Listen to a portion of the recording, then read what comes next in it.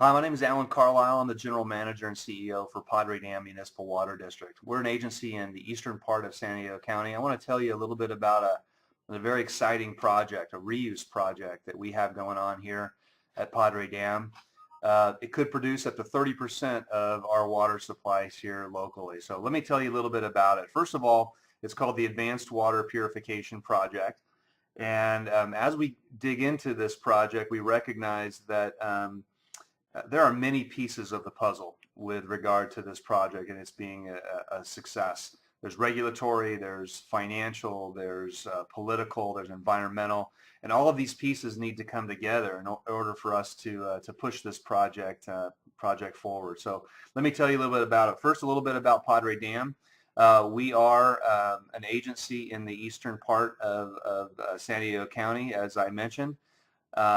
We have about 72 square mile water district, about 100,000 population that is served here in East County. And we have four primary services: potable water, wastewater, recycled water, and park and recreation.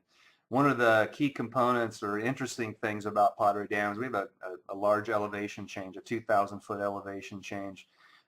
So we have an eastern service area and a western service area.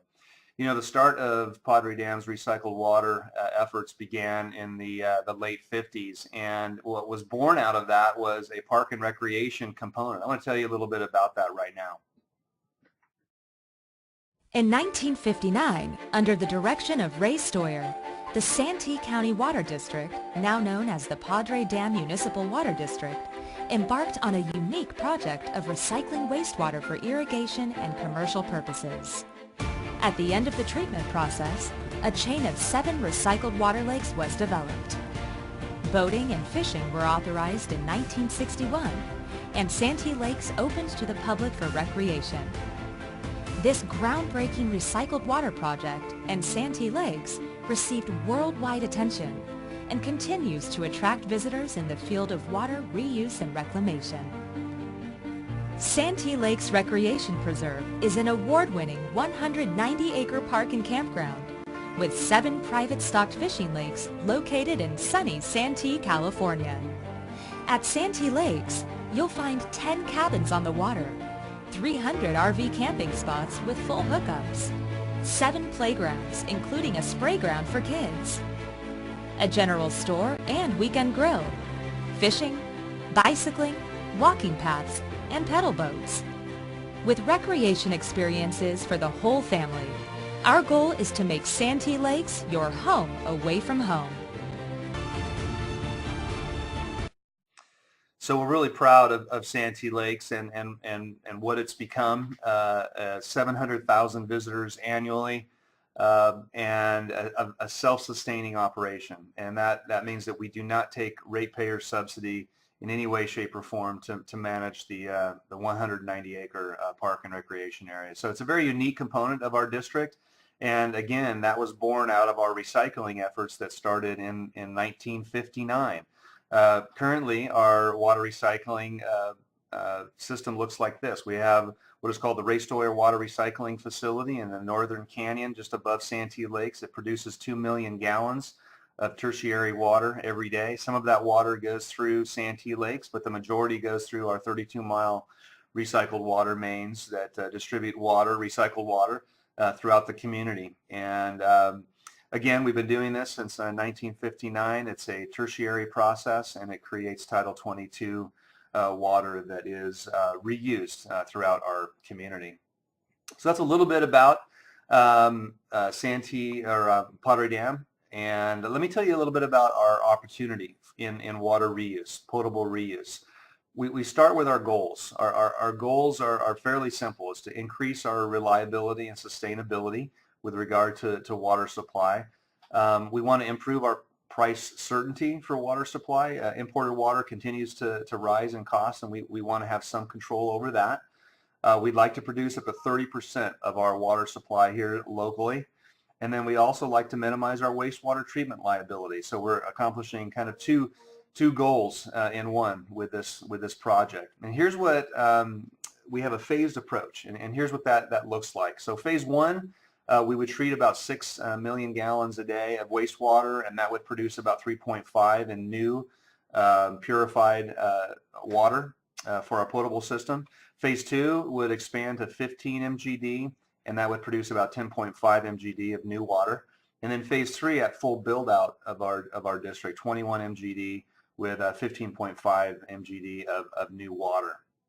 Here's what our opportunity looks like. Currently, our basin, the Santee Basin, produces about 4.5 million gallons a day in wastewater. There's the County of San Diego facilities that produce about 3 MGD, and a neighboring city, the city of El Cajon, produces about 7 MGD. All of that converges right in front of us here in Santee, California, right below our offices here at Padre Dam.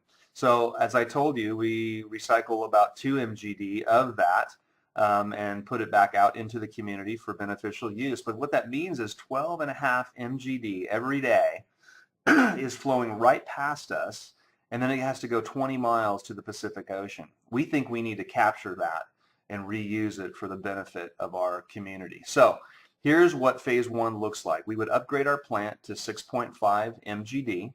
We would continue to have and support the 2 MGD purple pipe system that is currently in existence, but we would create an additional 3.5 MGD of new water. Now we're looking at 2 locations for that, 2 homes, and these will also serve as the environmental buffer to comply with the California regulations for potable reuse. One is the Santee Basin, where we would inject it into the groundwater. The other is Lake Jennings, a neighboring district and a partner in our project, the Helix Water District. So the Santee Basin, we would use a series of injection and extraction wells to do a groundwater replenishment project there. At the Lake Jennings site, we would use their reservoir for surface water augmentation. We're waiting for those regulations to come out from the state of California. We believe we have a project that would comply with those state regulations. So that is the opportunity. Here is the regulatory issues or some of the challenges that we have. These are all of the agencies that we need to deal with in order to get our project through. And of course, the Regional Water Quality Control Board and the California Department of Water Resources are the 2 primary.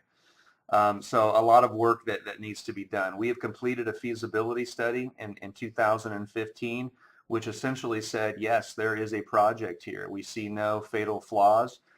This was funded by our partners and Padre Dam, Helix Water District, the County of San Diego, and the City of El Cajon. The next part that was born out of that feasibility study was a demonstration plant, and this was an 18-month demonstration facility that produced about 100,000 gallons of purified water every day. This was grant funded through the state of California. As a $3 million grant that enabled us to build this demonstration facility to prove the technology that we want to deploy with our project. And it's rather simple. There's 4 treatment processes. The first is free chlorine disinfection, then membrane filtration, reverse osmosis, and then advanced oxidation. Very standard or typical in the reuse industry. So that project, demonstration project, went very well. We are being overseen by an independent advisory panel through the NWRI. And this is that panel there. They've been watching us since day one and looking over our shoulder. They've given us favorable reviews, and according to their reports and analysis, we are meeting the log removals or the disinfection requirements that and goals that we are shooting for with our project. So far, so good. Again, these are our project partners, the Helix Water District, San Diego County, and El Cajon, and then of course Padre Dam. We are our partners in pursuing this effort. So that's the regulatory side. The other piece of the puzzle that needs to be looked at, of course, is the financial side. And what there are 2 components. One is the funding. Do we have the cash to make this happen? The other is what is the cost of the product at the end of the day? So let's take a look at the funding side. We've been aggressively pursuing this. We have a project that is going to cost $168 million, and that is very alarming, very scary for an agency our size. So what have we done to prepare for that? Well, first of all, we've designated funds for this effort. Our board of directors has set aside about $19.5 million, and this is in the area of a refund that we received last year. They were, I guess, had the forethought to put that money aside in preparation for this project. We also have been aggressive in pursuing grants. So we have grants from Prop 1, Title 16, and Prop 84. All three totaling $26 million so far. We've also secured that 1% low interest loan state revolving fund. We've reserved $100 million in that area. So we feel fairly confident right now that we've secured about $146 million. So we have more to go, but we're eligible for additional Title 16 funding.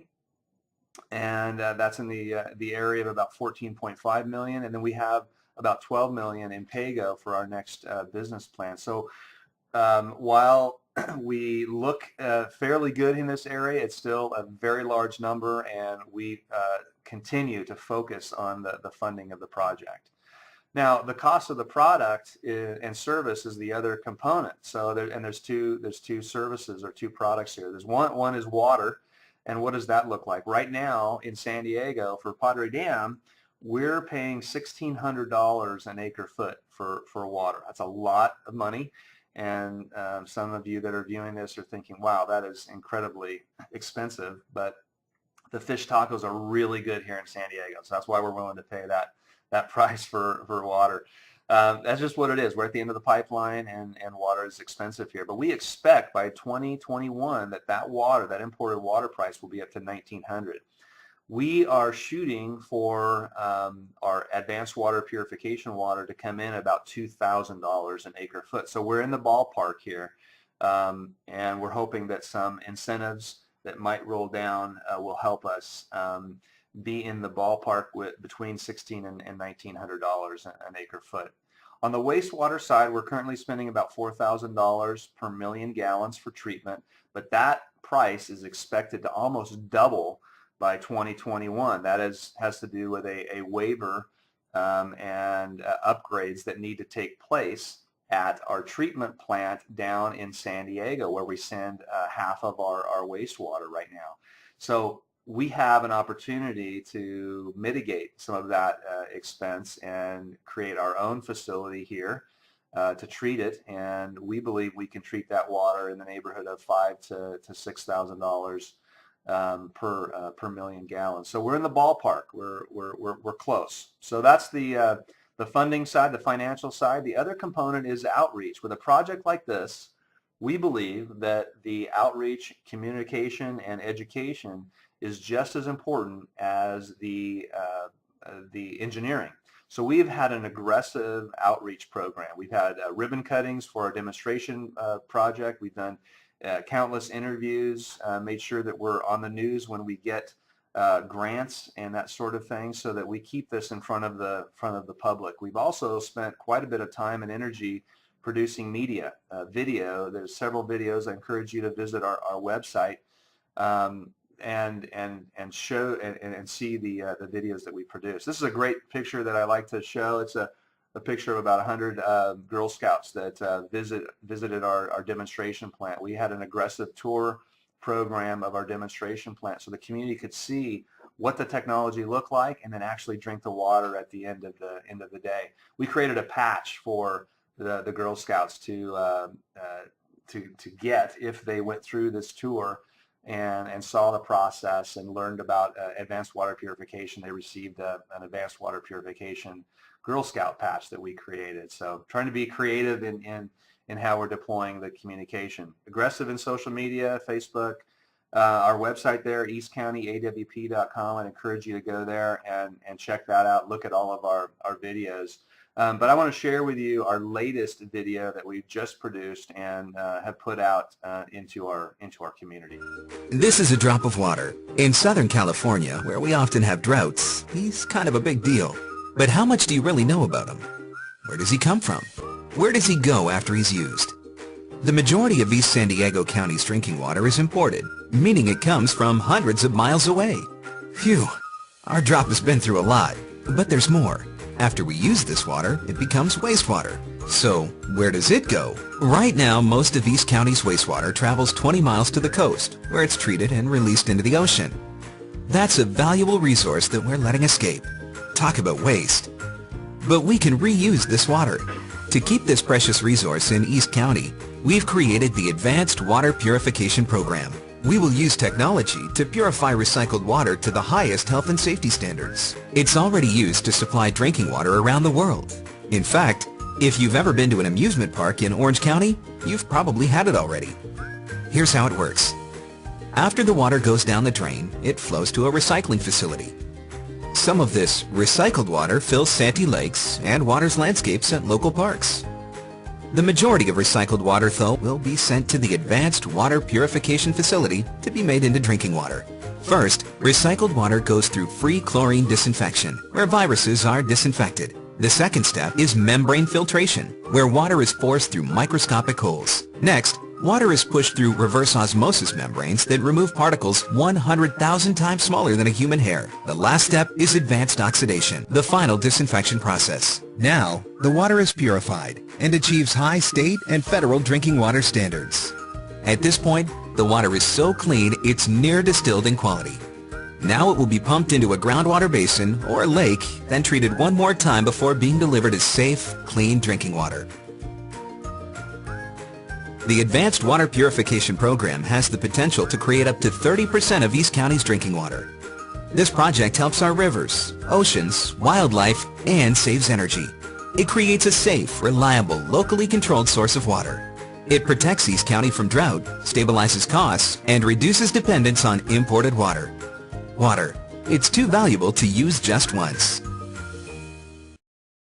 So that is our latest video, and we're pushing that out to the social media. Here's what our timing looks like for our project.